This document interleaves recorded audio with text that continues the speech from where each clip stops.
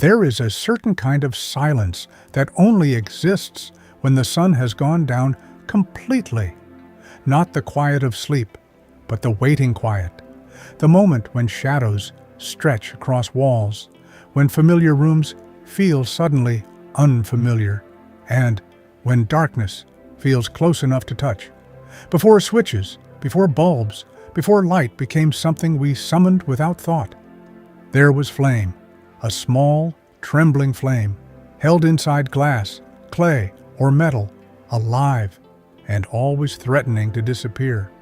The oil lamp didn't just push back the dark, it negotiated with it. Tonight, we're not just talking about an object. We're stepping into a world where light had weight, where night demanded respect, and where every evening began with a ritual. This is the story of the oil lamp. The oil lamp is one of humanity's quiet companions, so old that its beginnings blur into prehistory. It wasn't loud, it wasn't revolutionary in a dramatic sense, but it endured longer than almost any technology we've ever made. For thousands of years, it lit meals and prayers. It guided travelers through unknown roads. It burned beside the sick, the grieving, the watchful, and the waiting. Its glow shaped the rhythm of daily life, when people worked, when they rested, and when they gathered together. And yet, today, it survives mostly as decor, a symbol of something slower, something more fragile. To understand the oil lamp is to understand how humans once lived in partnership with darkness, not trying to erase it, but to coexist with it. Long before cities had names, before writing, calendars, or clocks, darkness ruled half of human existence. Night was not an inconvenience, it was a boundary. Early humans learned quickly that fire meant survival, but open fire was unpredictable, dangerous, hungry. So someone, somewhere, made a simple decision. What if flame could be contained? The earliest oil lamps were humble things. A shallow stone hollowed just enough to hold animal fat, a twisted fiber or moss serving as a wick. It was not elegant, but it worked. And in that moment, humanity gained something extraordinary: portable light. Suddenly, light could travel into caves, into shelters, onto paths that vanished after sunset. As civilizations formed, lamps evolved alongside them. In ancient Mesopotamia, clay lamps became common household objects. In Egypt, oil lamps burned through long nights along the Nile, fueled by castor or sesame oil. The Greeks refined the design, shaping lamps from terracotta, adding spouts, controlling the flame. They weren't just functional anymore, they were intentional. Romans took this even further, mass-producing oil lamps with decorative motifs, gods, animals, symbols of protection. Light became personal, cultural, even political. An oil lamp wasn't just light, it was identity. Across Asia, lamps took on spiritual meaning.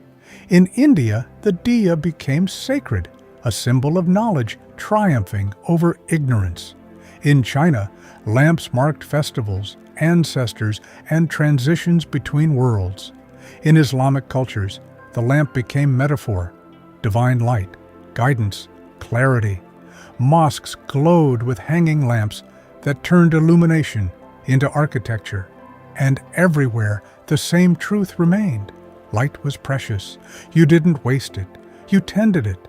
Oil had to be sourced, pressed, rendered, traded. Wicks trimmed, soot cleaned, flames watched.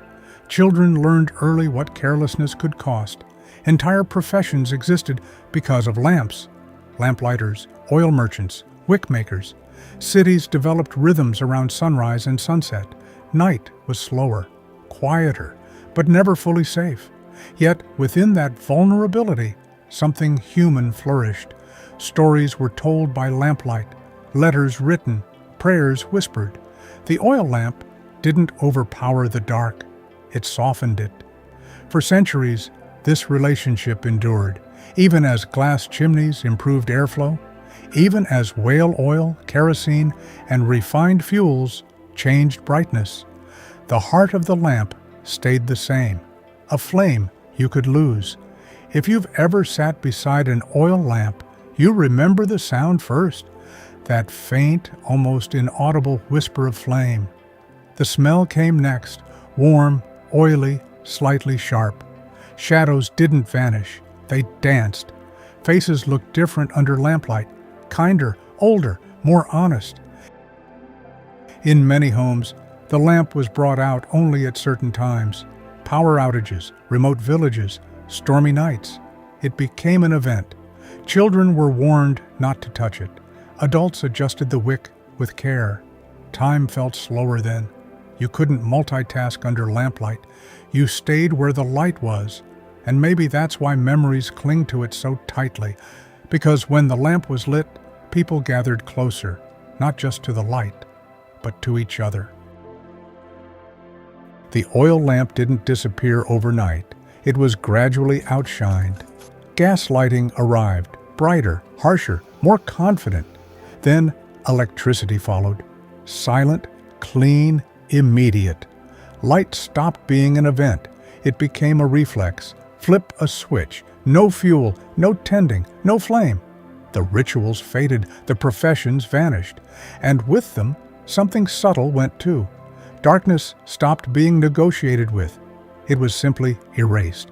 The oil lamp retreated to shelves, museums, and memory, a relic of patience.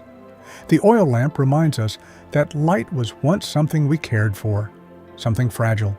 It teaches us that progress isn't just about brightness, but about relationship. Because when light is effortless, we forget what it once cost. Maybe that's why the glow of an oil lamp still feels different, more human, more present. And maybe, just maybe, it reminds us that some things are worth tending carefully, even when easier options exist. Thank you for joining Retro Treasure Unearthed. Until next time, keep the flame alive